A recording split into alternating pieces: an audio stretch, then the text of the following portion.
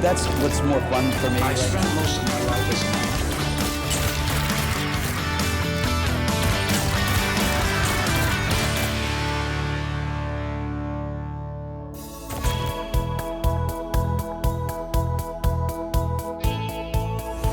Keira Knightley's fragile beauty, pale skin and high cheekbones has seen her carve out a niche as a corseted lady in period dramas.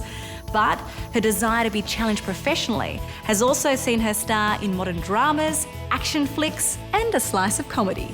Born to an actor father and playwright mother, Keira was a girl who knew what she wanted. She asked for an agent at age 3 and got one at 6.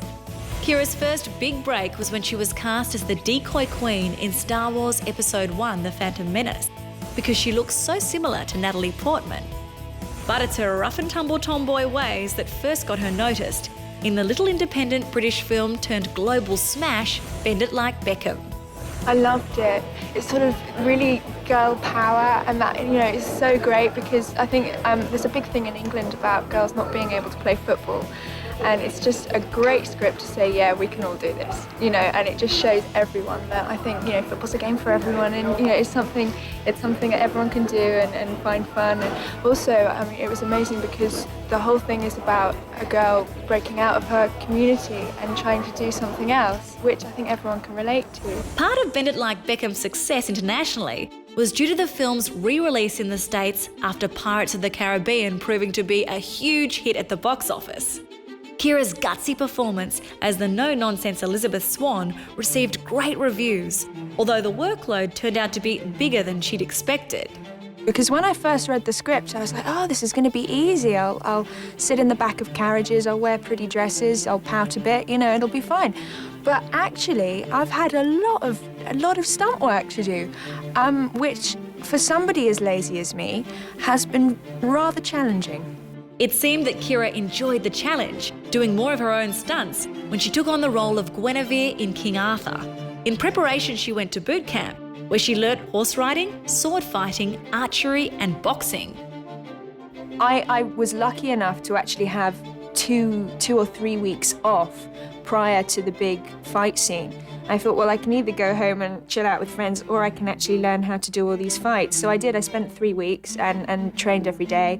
And got rather good, I have to say, and really, really enjoyed it as well. So, yeah, it was important for me to do it. I kind of figure, what's the point in playing this role if you don't want to do the action? In 2005, Keira starred in Jane Austen's Pride and Prejudice, and her performance earned her a Best Actress Academy Award nomination. The news broke on the set of Pirates of the Caribbean: Dead Man's Chest. So what did her hotshot co-stars Johnny Depp and Orlando Bloom have to say about her nomination? No, he just laughed at me. Yeah, they've all been taking the piss out of me mercilessly from the day that it happened. Every single time that I do a take, they go, oh, was that an Oscar-nominated take then? With all jokes aside, Keira then went on to star in The Edge of Love, a film about two feisty, free-spirited women who are connected by their mutual love of brilliant, charismatic poet Dylan Thomas. The screenplay was developed by Keira's mother, Sharma MacDonald, and during the writing process, she never imagined Keira for any of the roles. When Keira decided that she was going to pick up the script and run with it, I have to say, she was only 17 when I started writing it. 16 maybe, 17. So I didn't think of her for any of the parts. Although maybe at the back of my mind, I thought films take long journeys. So it may be that by the time this is made, if it's ever made, she'll be old enough to play Catelyn, was what I was thinking. When she said that she loved the script, I didn't ask her to pick it up, she picked it up, and she wanted to be part of it.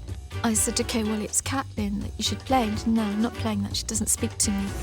I think that acting is a very instinctive profession, and I think that you have to be very truthful to, you have to stick to your instincts. And for some reason, when I first read the script, I completely fell in love with Vera in her subtlety, in how quiet she is. I don't think she's a particularly dramatic person, but I felt her emotions very keenly. This dramatic tale of poetry and heartbreak explores unconventional arrangements of love and sex. So did that cause any issues for Keira, being the daughter of the scriptwriter and all? You mean that she dared to put a sex scene in it? Yes, I did. It's shocking. I don't really know how to answer that.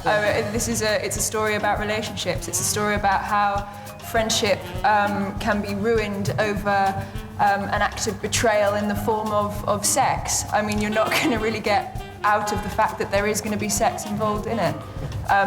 It certainly didn't worry me that my mother actually knows what sex is. That's very true.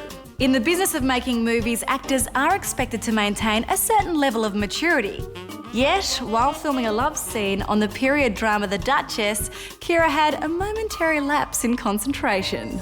Love scenes are never exactly the easiest thing in the entire world, and Dominic Cooper was wearing a skin-coloured diaper all the way through, and I couldn't stop laughing. Actually started crying with laughter, and the director had to sort of come over to me and say, look, you have to pull yourself together, this is getting a bit much. So I probably ruined him for life.